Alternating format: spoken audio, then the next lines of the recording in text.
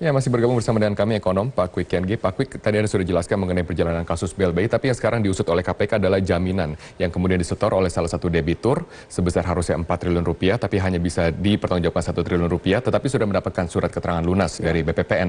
Nah, mengapa bisa sampai keluar surat keterangan lunas padahal jaminan tersebut tidak visible atau tidak 100% prudence? Justru oleh karena itu terjadi, maka KPK mengusut yang menandatangani surat keterangan lunas.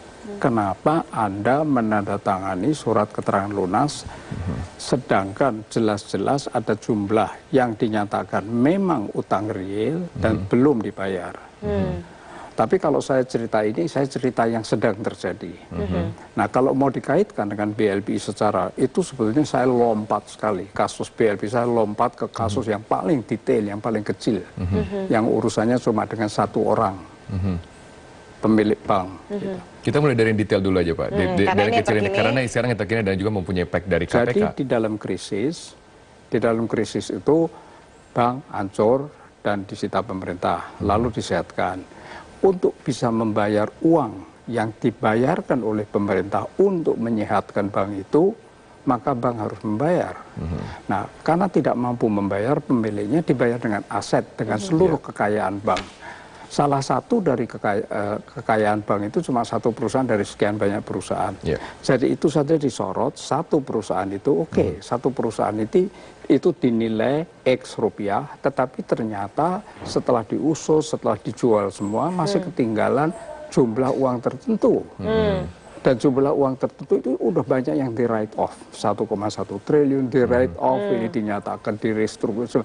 Tetapi ketika masih ketinggalan 3,7 sekitar, ketinggalan satu jumlah tertentu, ini kan terang-terangan utang yang dinyatakan utang oleh rapat-rapat KKSK oleh semua. Ini belum dibayar, kok sudah diberi keterangan lunas. Inilah yang dipermasalahkan oleh KPK sekarang saat ini, satu kasus ini saja. Ya, waktu satu kasus ini itu siapa yang waktu itu menilai value-nya itu Pak akhirnya bisa keluar? Ternyata banyak sekali. Kalau mau secara resmi yang menilai paling utama adalah KKSK, Komite Kebijakan Sektor Keuangan. Ini adalah unit operasional dari Menteri Keuangan, dari sebetulnya ex officio 5 menteri. Menko, Menteri Keuangan, Menteri Bappenas, Menteri BUMN. Ada lembaga asing juga yang pada saat itu memang di-hire khusus untuk menilai value ini? Waktu itu saya kira tidak KKSK-nya, tapi Kementerian Keuangan dan Bank Indonesia. Itu mempunyai konsultan, tapi konsultan yang memaksakan kehendak adalah IMF, bukan konsultan biasa. Lembaga, karena kita terikat dengan letter of intent, kita terikat dengan perjanjian dengan IMF. Berarti pada saat itu Kepala BPPN yang pada situ menjabat, yaitu Pak Syarifuddin Arsyad Tumenggung, sudah mendapatkan masukan dari berbagai pihak, termasuk KSSK, kemudian juga dari bukan IMF. Hanya masukan, rapat-rapat resmi, ada nutulennya. Tapi tetap mengambil kebijakan ini sudah lunas walaupun baru dibayarkan 30%. Tanggung jawab seluruhnya ada pada Kepala BPPN pada masa itu. Kenapa? Belum tentu. Oleh karena Pak Syaf bisa mengatakan saya kan disuruh.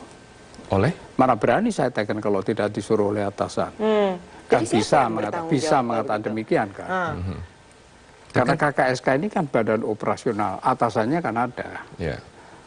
Siapa Pak kalau gitu yang bertanggung jawab?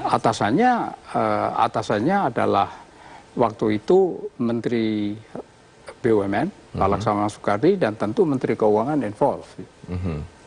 Tetapi secara kolektif adalah keseluruhan anggota KKSK.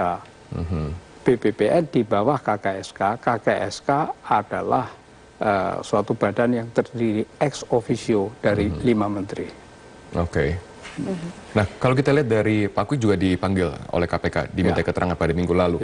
Kemudian Pak Arsyad Tumenggung juga disangkakan dengan pasal bersama-sama melakukan tindakan korupsi, yaitu pasal 55 KUHP. Kemudian siapa yang kemudian bersama-sama dalam hal ini, bersama-sama dengan Pak Arsyad Tumenggung untuk melakukan tindakan penyalahgunaan wewenang ini? Apakah dari pihak Anda katakan pemerintah ataupun juga mungkin dari debitur yang mendapatkan keringanan dari surat SKL ini? Ya, jadi begini, kalau sampai Pak Syaf menandatangani hal yang tidak jelas, itu kenapa? Motifnya apa? Sebetulnya ini bukan wewenang saya sama sekali. Ini sepenuhnya wewenang KPK untuk memberi penjelasan-penjelasan. Betul. Tapi kalau dilihat dari mekanisme pada saat itu, dari mana lebih banyak tekanannya? Dari dalam kah? Karena pada saat itu kan kondisi psikologis ekonomi Indonesia berbeda dengan sekarang, di mana ada rush, kemudian ada recovery dari krisis moneter. Tapi lain, kalau kita berbicara rush dan lain-lain itu sudah lama sekali. Ras sudah lama, itu tahun tertentu, ini baru muncul oleh karena menilai bank, menilai aset, menilai segala itu kan makan waktu semua. Jadi kalau kita bicara yang sekarang sedang dibicarakan, yaitu di KPK seperti yang saya katakan tadi, itu adalah unit yang kecil dari ratusan kasus, ya kecil sekali. Dan kalau kita mau mengetahui itu secara detail, ya makan waktu banyak.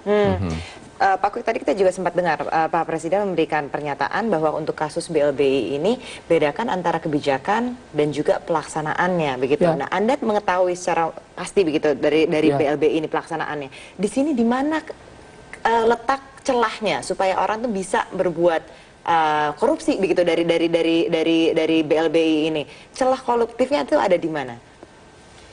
Celahnya ada pada saat menjual aset. Jadi aset yang disita oleh pemerintah, kan oleh pemerintah dijual. Yeah. Nah, ketika aset itu dijual, caranya menjual bagaimana? Pertanyaan kedua, mengapa aset yang begitu mahal kok dijual dengan harga yang begitu murah? Itu nggak ada yang ngawasin, Pak? Ketika dijual dengan harga murah, ada pengawasnya? Ada, akan tetapi yang kalau sudah satu orang dinyatakan tersangka, lalu kemudian dia lari ke atas, kayak disuruh, tidak bisa. Karena yang di atas itu mengambil kebijakan. Oke, tapi kan ini sesudah mereka melakukan surat keterangan lunas, kemudian asetnya divaluasi, kemudian dijual kepada pihak lain yang berbeda, kan seperti itu? Oh enggak, ini lain. Yang kasus yang sekarang ini tidak ada penjualan sama sekali. Betul. Pokoknya utang belum dibayar, kok sudah diberi keterangan lunas, lain sama sekali. Jadi kita susah berbicara, mengkait-kaitkan yang satu kasus dengan yang lain kalau kita tidak mungkin. Sekarang mau membahas satu kasus mendalam sekali, terkaitnya luas sekali sampai awalnya sekali. Jadi mungkin lebih baik berbicara terus urut-urutannya dari BLBI menjadi obligasi rekap, lalu kemudian aset yang dijual dengan harga murah, kerugian negara yang 85%, yang terus dikatakan 15% recovery adalah normal. Nah, sekarang kembali kepada yang dikatakan Presiden kebijakan. Ya, harus dibedakan, kebijakan harus dibedakan dengan operasional. Tetapi kalau kebijakan itu diambil secara sangat tidak masuk akal, sedangkan di dalam pemerintahan ada orang yang sudah mengingatkan, ini tidak masuk akal, hitung-hitungannya seperti ini, makanya ini saya serahkan semua nanti, hitung-hitungannya seperti ini. Mengapa kebijakan itu tetap diambil? Mengapa yang sangat logis dikalahkan? Jadi dari kebijakannya pun juga sudah salah begitu sampai berimbas kepada pelaksanaannya. Nah, cuma sekarang yang kabur adalah Anda boleh mengatakan begitu, tetapi logika saya kan lain. Saya sengaja mengambil kebijakan ini oleh karena saya mau menghidupkan kembali ekonomi yang sedang krisis. Betul. Kalau Anda begitu kerasnya ya nggak bangkit-bangkit. Tapi apakah ini mungkin di-challenge oleh masa sekarang kan sudah 13 tahun dengan kondisi psikologis dan ekonomi yang berbeda, apakah mungkin kebijakan pada saat itu kembali di-challenge? Memang dianggap perlu begitu kebijakan pada saat itu? Kondisi ekonomi pada masa itu? Saya berani mengatakan kita yang menganggap perlu harus mengambil risiko kerugian begitu besar, tidak mengerti persoalan. Karena persoalan ini tidak Anda kuasai.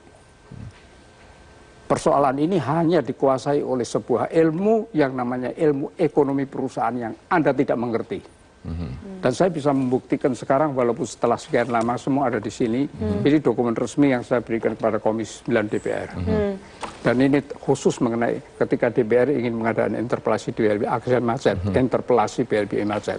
Karena tidak bisa menjawab berbagai macam permasalahan walaupun kebijakan.